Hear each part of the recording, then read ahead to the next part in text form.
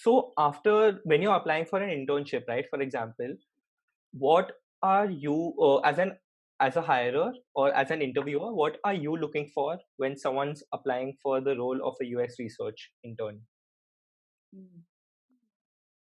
I think when it comes to an intern, I think interns, we all were interns and we all built portfolios before. And the amount of stress we had taken just looking at the portfolios out there, those high level 8 year experience portfolios, I think you should not be too hard on yourself. Just be too honest on what you know, what you are interested in.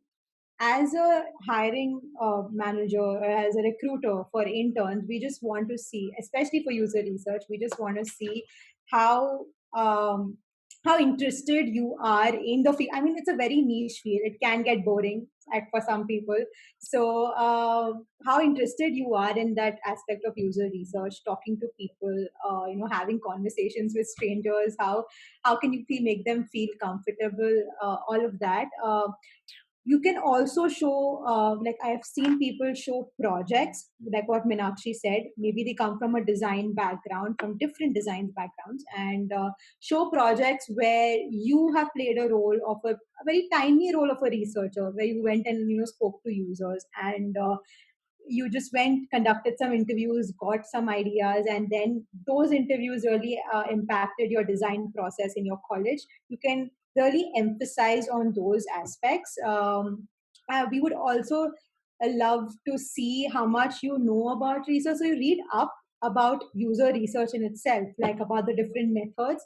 We don't expect you to do all that methods. No one has done every method that research has, but at least know what method can be used where. What are the basics of user research? There are a lot of articles you can find on Medium. You can keep reading through that. There are a lot of mentorship now due to COVID, which is available online, and there are podcasts like these which will help you out.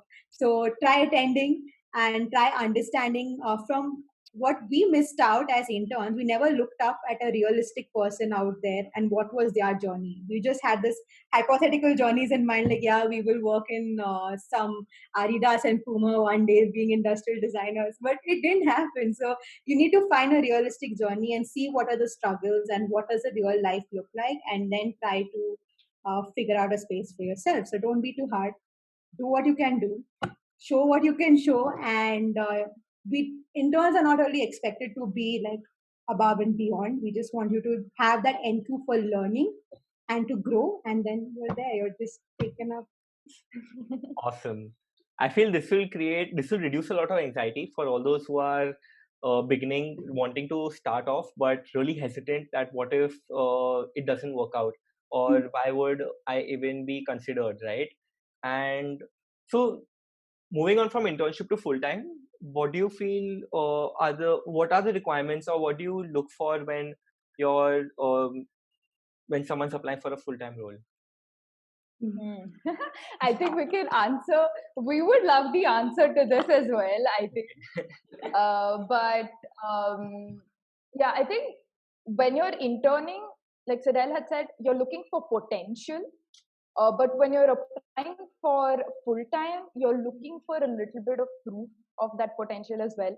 So if you're aiming for a full time user research role, that's when you want to see some form of work which shows that you can be a decent researcher.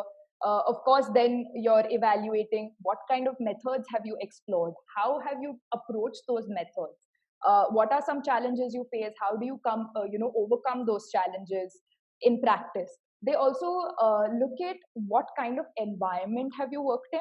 So you as a researcher might be great, but you have to communicate with so many stakeholders. You can't exist on your own. So that is another skill that's really looked out for, and something that you have to display as well when you're trying to get hired as a user researcher. And apart from that, just like design roles, research roles also involve maybe some sort of exercise or a project that you do to get hired for that role. So, like for example, when I was getting hired at Swiggy, I'd actually done a mini project of sorts to show that I can potentially do this. And in their exact world of Swiggy, the product being as it is, how do I as a researcher fit into that? So that is like more than enough proof. Like they know what you've done in general, they know how you fit into this space. So those are some things. And of course, even with interns, I think full time anybody, a fit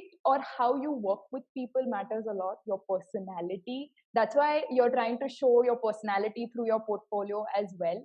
And you can actually judge a lot from conversations. I guess you might already have some opinions about Cydelle and I from this one and solitary conversation that you have.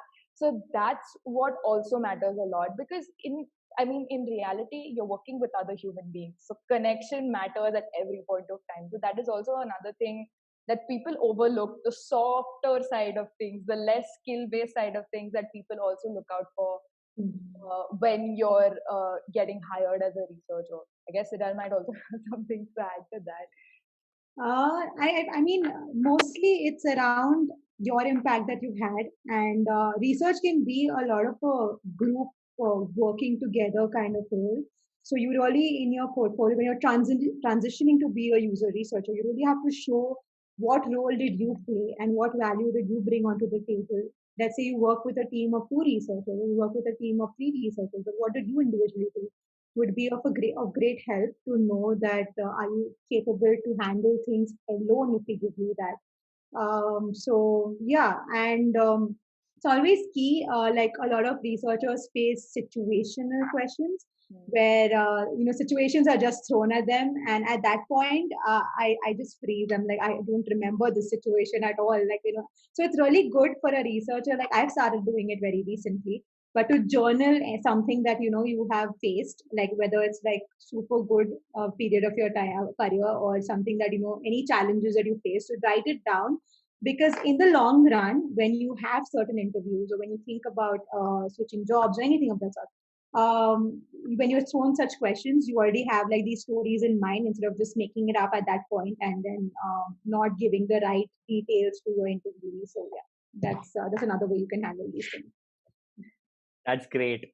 And so, as we're coming to the end of our interview, I wanted to ask you folks that since one big aspect of this interview has also been to let everyone know and realize that there's so much more to UX research and there's so many things which people are assuming and they do not know, which are going in hindsight, right? Mm-hmm. So, if I had to ask you folks, kind of like a retrospective question, that how do you feel that the nature of your work has evolved since when you started, and what do you feel, what are you expecting or looking forward to change in the coming time? Okay. Okay. So when I started, I started as an intern. So obviously, when you're an intern, you're accompanying people for research, you're helping them out do the research, you're helping with analysis, you're helping with the note taking.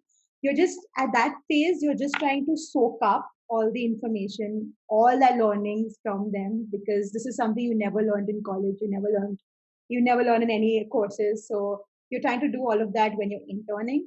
As my role grew and as the years flew by, right now it's more about responsibility, handling people, doing projects, handling projects, being responsible of the projects that you're taking. There's a lot of time that goes in communication and convincing and all the soft skills that Meenakshi was talking about, which we've never learned before. And you're learning by the day, right? How do you talk to other people from other disciplines? So that way is how the role has changed in my personal life, from being someone who's learning to being now someone who's handling things or mentoring people or all of that sort.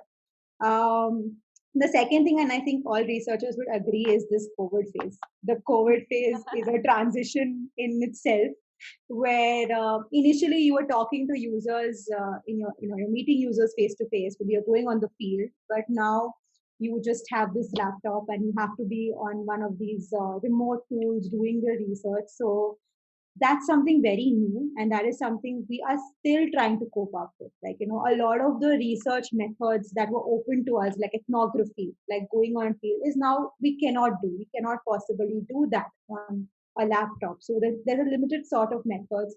Their processes also change when you're doing it online. the recruitment of users get tougher and challenging by each project that you're doing. So we're trying to cope up with these things.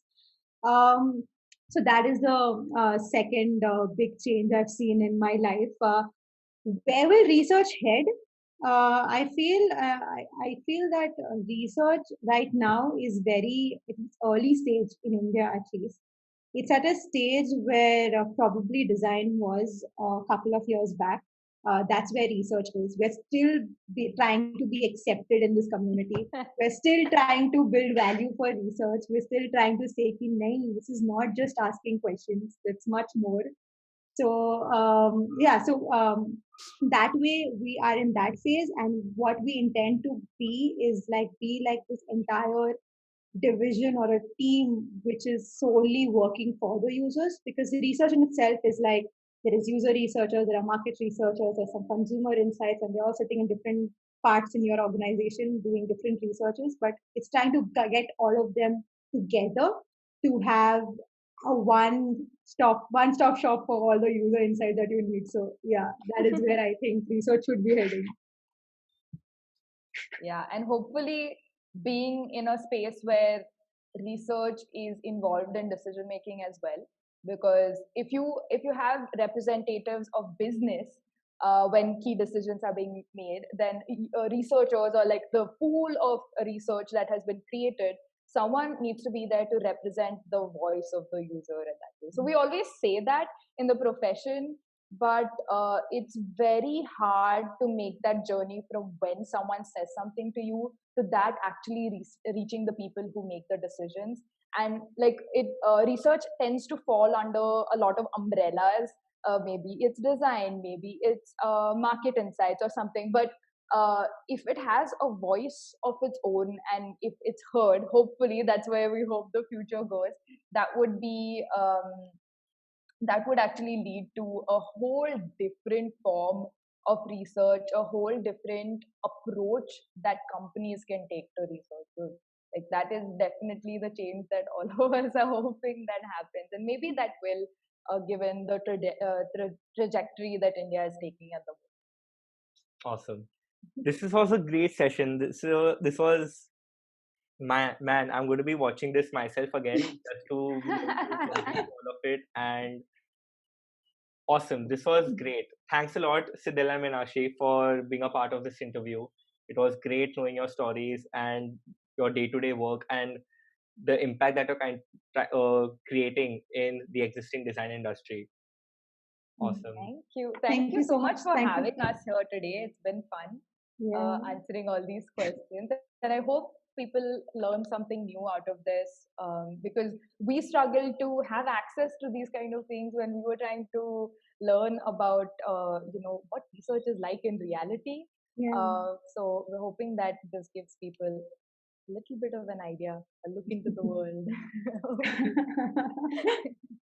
Awesome.